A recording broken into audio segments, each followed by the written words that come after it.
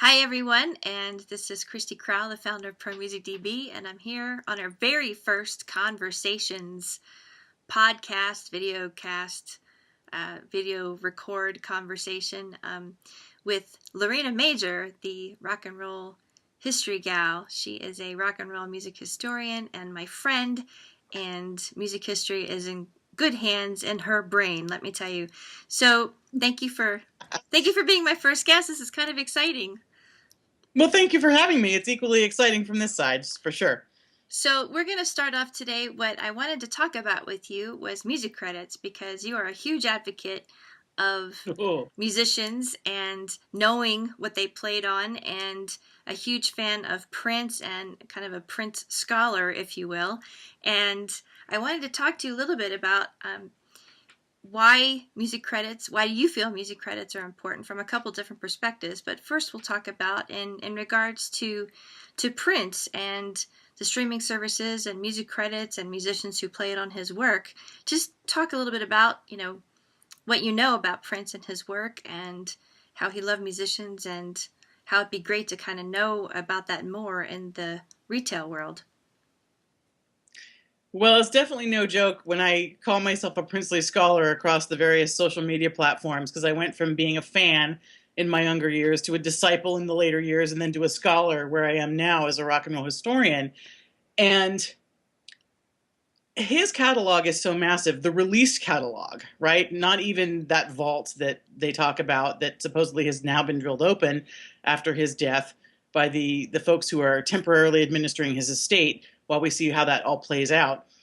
And just his catalog alone is one example of a massive credit history. And his were some liner notes where, when I was a younger rock history gal, where I had maybe the first few albums weren't so deep that way, but as his Warner Brothers work went on, there were some really deep liner notes where I got introduced to names I had never heard before that had worked with him. And music credits are so important. He's just one example of how deep it can go. And then you look at the entire musical universe. There's a site that I've relied on for I don't know how many times in the last many years, and even more so now after his death, called princevault.com, which I'm sure was named in reference to that vault, which is completely unreleased stuff. But it's meta liner notes about liner notes. It goes so deeply, where it describes, here's who played on it, here's where it was recorded, here's on what day it was recorded, here's what album it was on, here's when it was first performed live, here's all these other times it was performed live. Oh, it was supposed to be track 4 on the first iteration of this album, but it was scrapped in favor of such and such a song. And this is just one site that, some folks who were passionate fans just like me, who took the time to create such a repository for posterity. And now that he's gone, it's such an even bigger deal. And in the bigger music space, encompassing all artists as much as we can gather them all in, I am, as you mentioned, I'm just such a huge advocate for who played on this, who wrote this. I mean, of all the things that I do know, check the box, but sometimes I too, as a schooled rock and roll historian, think, ooh, who played drums on that? Oh, I want to know right now. And it's not always that easy if you don't have your vinyl next to you or some other easily accessible resource to find out. And the bigger overarching concept of posterity, keeping these things for posterity, is just one big part of the mission. That's the overarching part of the mission. There are so many other things that are branches on the tree when we have a big place to go for music credit data. And going back to the Prince Vault, about how much time do you think you've spent on that as a fan? So this is kind of one of my key proponents of making the streaming services realize having them would add value to their interfaces, because fans would spend more time tracking musicians from record to record. So about how much time do you think you spent in the Prince Vault .org? Is it Oh .com or gosh, .org? probably hundreds of hours. Just like I've done, reading people's biographies and autobiographies in the history of this record label and that record label. I don't know exactly when that site came into existence. I'd have to check on that, but I know it's been around for quite a while.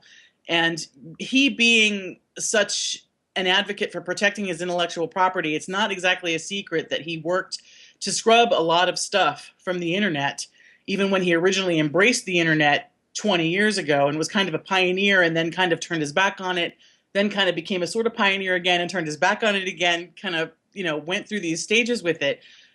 Oh, probably hundreds of hours. It's been a lot. It's a huge resource. Even when there are things that I do know, it's kind of cool to look it up and read it again. And I imagine you're just full of gratitude to know. It makes you even more of a fan of musicians who played with him. Do you have any names you could throw out of musicians you discovered through the Prince Vault who were listed in the credits? Oh gosh. I became a fan of Latin jazz, a huge fan of Latin jazz, because Sheila E. was a protege of his. And a lot of people might not realize that she's what, 6 months older than he is. She had quite a career before The Glamorous Life came out, which he masterminded. I mean, she played with her father, she played with Azteca, that long relationship with Carlos Santana, Lionel Richie, Marvin Gaye before he passed. She had quite a career. Oh, speaking of, Don't Stop Till You Get Enough by Michael Jackson, the tick, tick, tick, tick, the glasses with the different levels of water, that was Sheila E. Yeah. That was her first hit recording. She had played on several recordings before then, but that was her first hit, quote unquote. And every time I hear it, I just turn it up and say, go Sheila, and sing Don't Stop Till You Get Enough. So through Sheila, I discovered Latin jazz. I discovered the arrangements of the phenomenal Claire Fisher, who passed, 4 years ago now. Different players like Novi Novak and Suze Katamayama, who played strings.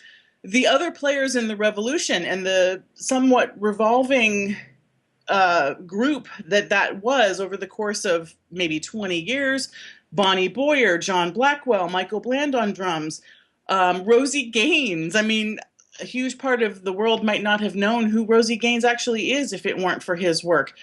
And he's worked with Nona Gay, he's worked with Andy Allo.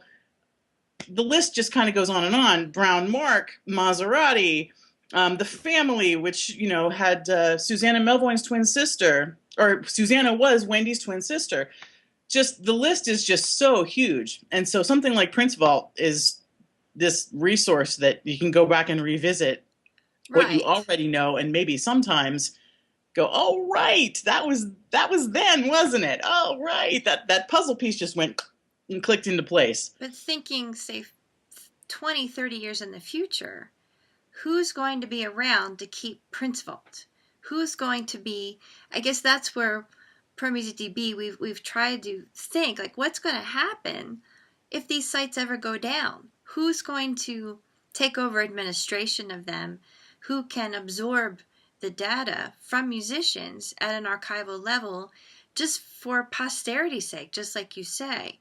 At this point in time, there's no organization in charge, and this huge, to us, this huge historic opportunity isn't being looked at as, oh gosh, in 20, 30 years, all this history is going to go down the tubes. Everyone's really worried about, who's getting paid, and basically saying that musicians having a career as a musician isn't valuable. And I believe a lot of that is because they can't find out who played what. Like, it's not an experience anymore. So I really feel that the streaming services are disconnected from a real user experience, because even kids today, they want to know who played what. They watch videos, they look in the background, and they say, oh, the drummer for Taylor Swift is kind of cool. Who is that? And they can't find out easily. And so they give up, and then their day goes on, they find another piece. But they would so grab on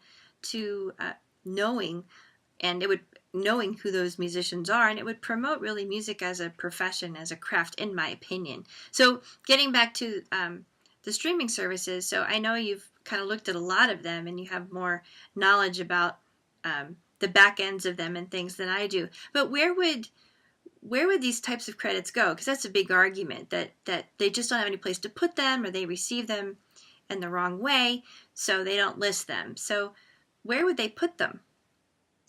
Well, I don't quite buy the argument when they say there's no place to put them, because even if it doesn't matter whether you're talking about a music streaming service or some other app that we use to do whatever it is that we've come to rely on apps to do for us, because there are obviously so many of them that we utilize in our day-to-day lives.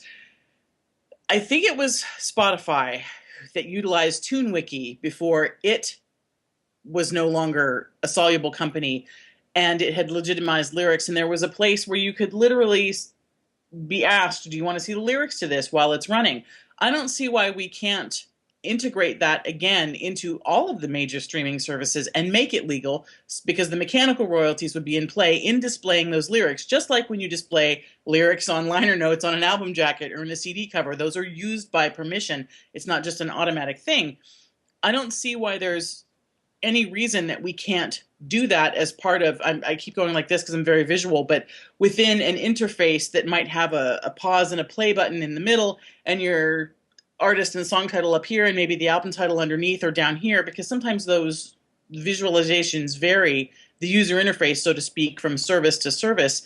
I think all of them have room to easily integrate that into a button or something in here, so to speak, in this, if you're on your smartphone, which is a very common place to consume copyrighted musical works through a streaming service. I think it should be very simple to integrate that, and it's been done.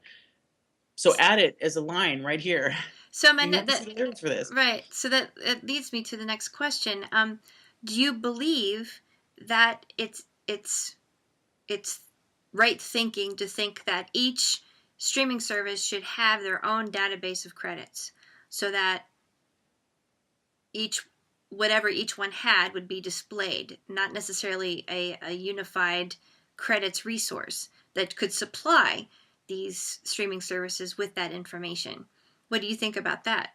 I think a unified credits resource would be much more beneficial to all services. This isn't something like other sectors of the economy that could be monopolies or oligarchies or any of those other terms.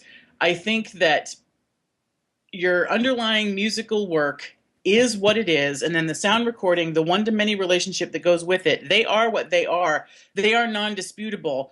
This is not the grocery store. This isn't the bank. This isn't the cable company. This is music copyright information, and it's uniform. It should be uniform through all services, I think. I think a uniform repository would be the best way to go in these cases. And so in that case, which is what we're trying to position ourselves as, a unified source, but then the next question comes as who should fund it? And at this point, we're trying to preserve history for musicians, and at this point in time, musicians will fund it. But I do think there's a huge argument for what value this would add to streaming services and the experience the customers would have on those services, and that therefore streaming services may want to look at our little adventure to help them create this database, which would also, I believe, help with not only displaying credits and providing a better user experience, but on the licensing end and the metadata end, where things are a real mess right now, and we're going to transition into this right now. It would be a huge help to have artists participating in a verified way, which we have in place, for the contribution into that metadata that would go into those services. So let's transition into what Rock History Gal does during the day, which is also fascinating. Yes, it's a day job. So, but this is crucial to what we're trying to explain here, and this is why you're just perfect, because credits aren't just credits for entertainment. It's also credits provide valuable information that get artists paid. And when there are problems in metadata, which exist right now because there's no standardized format for receiving them that's accepted throughout the industry, then you start to have issues. So tell us a little bit about what you do. Just describe your your position and your job? The day gig? Yeah. Well, there are several organizations throughout the music business that handle what we call music rights administration. And there's the Rights Workshop in San Francisco. Google purchased RightsFlow to handle the Google universe, YouTube and Google Play and whatnot. I work for an independent third-party company in Los Angeles called Music Reports.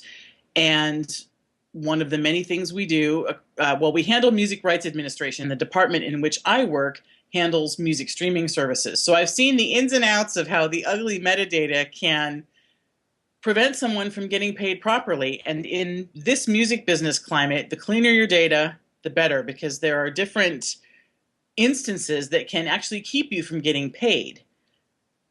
Just a high-level example. And again, keep in mind, this is a high-level example because organizations of this type not just should, but will apply not just human beings, but algorithms and coding to recognize that Mumford space ampersand space Sons, which is the proper way to stylize that group's name, is, although not the same as Mumford space AND space Sons, but if a service or an organization that uses your copyrighted musical work submits their usage data as Mumford space AND space Sons, these companies, such as the one that I work for, should have decent tech in place and coding and whatnot to recognize that Mumford ampersand Sons matches to Mumford AND Sons. That's a really high-level example, and something like that should not prevent you from getting paid properly. But it's just, again, a really high-level example to show the dirtier your data gets, the uglier it is. So let's say you and I wrote a song together, 60-40 split, you administer yourself, I'm administered by Cobalt. So the underlying proprietary databases that these organizations have, the engine on which their businesses run, so to speak, would have all of that data, know that you get paid directly, Cobalt gets my check, they take their fee, then send it to me, and there's a record, what would correspond to the ISWC, the International Standard Work Code, the C line, the copyright, the underlying composition, the mechanical royalty, as it were, and get us paid properly. But if it's called Our Awesome Song, I'm just kind of being general for the sake of this presentation, but if it's called Our Awesome Song, but a service submits it in their usage data as Our Awesome Song Christie's Mix, that could actually throw a monkey wrench in the matching because Our Awesome Song Christie's Mix is not the same as Our Awesome Song. So it's also important to submit every iteration of your ISRC, which is the sound recording that corresponds to your mechanical. So there's one ISWC to many, could be many ISRCs, depending upon how often your work gets recorded or how many versions you've made of it. A great example of this I use is All I Want Is You by U2. If say a consumer streams it on a service from the soundtrack to Reality Bites, and another consumer streams it from the soundtrack to Rattle and Hum, the U2 album. Those are the exact same ISRCs, the exact same sound recording, same version, no alteration. Two different UPCs, Universal Product Code, the album level, but if those two things are streamed on those different services on those different albums that were chosen by the consumer at the given time, the exact same ISWC should get paid out, right? Because it's the same underlying composition. And in this case, it also happens to be the same underlying track, not a different recorded version. Gosh, I could go on, but and so how just some high-level examples there. And what participation do artists have in actually seeing that metadata at these different services to correct it when mistakes happen? Because there's labels and sub-labels and partnerships with labels and then independent publishers. And so how wouldn't artist engagement in a validated way be able to help fix some of the problems that occur with the metadata flow when problems come up? Artist engagement would help tremendously, absolutely. Because right now, it's kind of a toss-up. If you have the ability to administer yourself and do direct licenses with these services, which very few artists do, including independent artists, because you even if you're an independent artist without a label deal, you really need a team, even if it's an indie label deal. So if you've got a major service or kind of a almost major like Cobalt or so on and so forth, Concord Bicycle, whatnot, besides one of the three majors representing you, they're doing it on your behalf. So you might not even see what your metadata looks like, because part of what you're paying for in your publishing deal is for them to exploit and administer your copyrights. That's part of the deal. So you might not even realize what your metadata looks like. So further artist engagement, which is what ProMusicDB will also provide, I think would be critical to helping solve this dirty data problem, and it would help people get paid more accurately and with more transparency in this particular music business climate. Can you describe a problem where there's been disparate metadata and an artist, you don't have to say who, but an artist hasn't gotten paid what they should have, or challenged what they got paid? Is there a particular instance?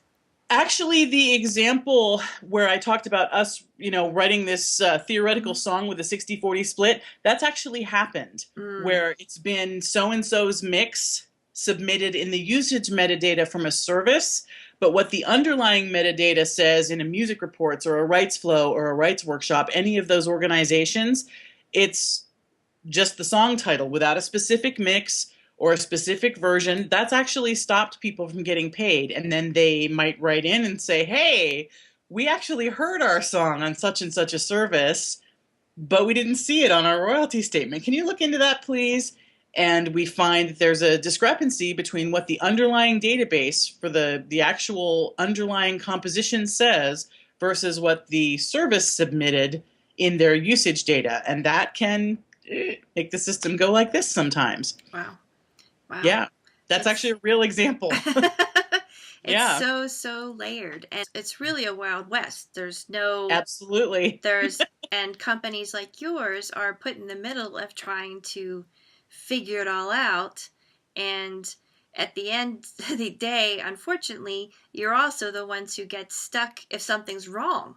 You bet. Because companies say, you did this and we said to do this, and you're trying to say, well, we pay all these different entities, all these different people. There's no standard of who we pay on your behalf because of the deals you work out. It's kind of a real patchwork of technology that has to happen. So I appreciate... Or somebody gets a check for a penny and it says music reports in the corner. We're the bad guys. Right.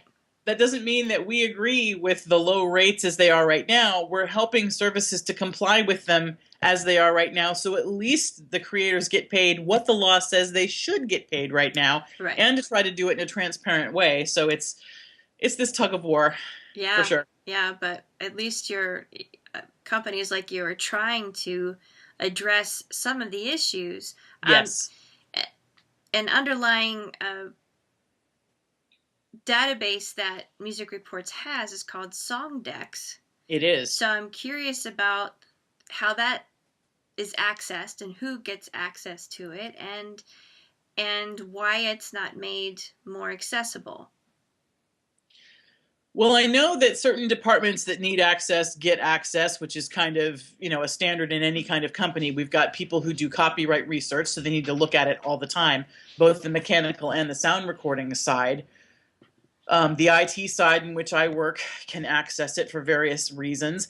I have always wondered myself, as a rock and roll historian, to me, the underlying composition data, I mean, you can go into ASCAP, BMI, right, and say, back to our mock example, your ASCAP on BMI, and you search on their respective databases, which are public, you can see who were the songwriters. You can't see how to contact them, of course, which is part of the proprietary information that organizations like the one for which I work have as part of their engine that makes them run. Why couldn't this be monetized in a way, like say you wanted to use a song for a video or a commercial that you're doing, and you're independent and you don't have this team behind you, why couldn't you pay on a subscription basis to access something like that? I've always wondered about that. I know it's proprietary information.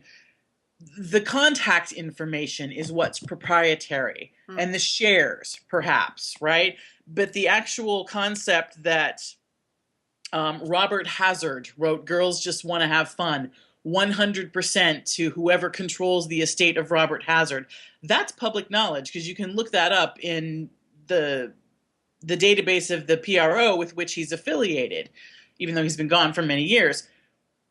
If I wanted to use Cyndi Lauper's version, I would need permission from the estate of Robert Hazard, and I'd need permission from Sony BMG because she was signed to Portrait, and Portrait was a CBS label, so Sony BMG would own the sound recording to Girls Just Want to Have Fun. So why could I not, as an independent person, pay either a per play or a per instance kind of rate, or maybe a monthly subscription to have access to that? Because you would think that the people who would want to use the proprietary part of that information would be doing it because they would be creating additional uses that would ultimately generate revenue for the copyright holders. So I've always wondered about how can we still kind of keep a proper lock on the proprietary information, because it shouldn't just, somebody's address and phone number, shouldn't be public. But what if you legitimately wanted to license something for a project that you wanted to do? How can we make a legitimate pathway to access for that? I think that would be an incredible boon for the industry, and it would make it easier for people who want to license the works, and it would generate revenue. It would make that wall right. Well, I think easier. Well, one thing that comes to light, though, is that companies have to put a lockdown on their data because they ultimately don't want to be the ones called out to say that data is wrong. So because they might have one thing that's wrong and 70 million records, is it, that's in that? Yeah. it's million, something million, yes. They can be thrown under the bus. That's true. The other side, one of the other sides of the coin. If something gets caught up incorrect, I guess what we're trying to advocate for is an artist model where they can contribute while they're alive to fix some of those problems in a validated fashion. And that's what doesn't exist in everything is siloed, and artists just kind of sit back and go, well, I'd fix it if anyone asked me. Yep. or if I had the ability to, If I had the ability to, and I wasn't thrown, prove who you are, and well, we have, we don't. That might be some proof, but that's not enough proof that you own the rights to this, or you should be paid on this. We need other proof. So it's very confusing for artists saying, I just want my check for a penny. And you're holding on to it because there's 3 people with the same name as mine, and you can't prove that I'm the one who played on that recording. I mean, sure. Or who created that recording. Sound Exchange is more the payer of the players, but in a creative sense. So, well, on that note, just to circle back to Prince, I know you're a huge fan, and gosh, yes, and the musicians that got to play with him. What would you say to musicians that aren't like headline artists, but that you are just big fans of, as far as discovering them and finding them? Has it been important to you in your career as a historian, and is it valuable, you think, to keep going to learn about for future historians to learn from, to look at credits and learn from them? Is that important to you? It's incredibly important. I never stop learning, even I'm in my mid-40s, which is not old by any means, but I've been at it a long time, and I've literally been studying the business and its history since it's almost been 4 decades, since I was about 5 years old, going to the record store and discovering that. And even at this point, I always learn something new. Always, even about things that I thought I knew a lot about. And I feel like I've got deep expertise in a certain area. There's always something new to discover. It's just like kind of when you listen to something on headphones and you hear that little thing. I also have recording engineer's ears, because I've got lots of audio training too. You hear that little thing to the left in the mix that you're like, has that always been there? I've heard this song 672 times. Has it always been there? The knowledge of the recordings and who played on them and the history, that it's the same way. There's always some little thing you're going to discover, kind of like How many times have we listened to Rumors by Fleetwood Mac? Hundreds, thousands, maybe collectively. But when the book was written, Ken Calais, Colby's father, wrote a book about the making of Rumors about 3 or 4 years ago, and I had no idea that wooga wooga wooga wooga sound at the beginning of Secondhand News, first song, side 1, was Lindsey Buckingham smacking on a Naugahyde chair. I had no idea till I read that book, but I've never listened to Secondhand News the same way since. And I didn't know that until 4 years ago, and I'd been listening to Rumors for, what, a few decades?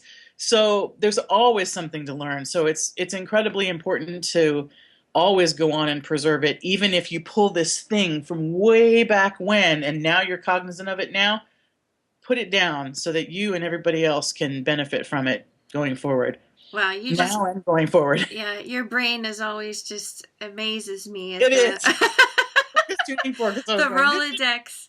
Yep. I just want to tell everyone how to follow you or find you, and you also have a new book that's going to be coming out soon. That the book is coming. Yes, that I'm excited to promote as a friend and for the music business. I think it's going to be incredible. Early 2017. Yes.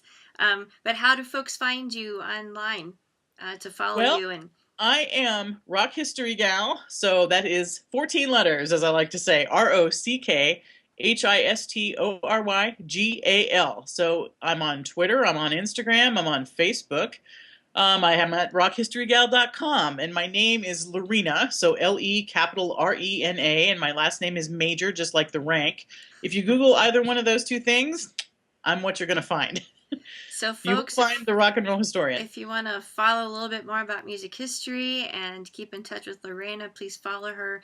Thank you so much for being on the very first ProMusicDB conversations that went twice as long as we said we were going to go, but I appreciate it. I'm just so thrilled to do this. I could go on for ages, as you know. Just thrilled. Well, you may do it again, and you may do it in place of me, because you certainly can talk about this a lot better than I can. So. Well, I love to do it, as you can tell. So, thank you so much. All right, thanks so much. We will be hearing from LeRena in the near future, folks. Thanks for listening to the whole thing all the way through. If you want to join ProMusicDB as a musician, please sign up at ProMusicDB.org and find us on the web at ProMusicDB.whatever. On Facebook, ProMusicDB. On Twitter, ProMusicDB. I'm Christy Crowell. ChristyCrowell, the founder. You can follow me as well. That's where most of the stuff is posted right now. And we will see you on the next conversations. Thanks, folks. Thanks. Bye. Hi again. Before we said goodbye, I just wanted to say thanks for listening to the show today. And if you'd like to be on a future version of Conversations with me or LeRena, please email me at Christy, Christy, at ProMusicDB.org. Thanks again, and we'll see you on the next conversation.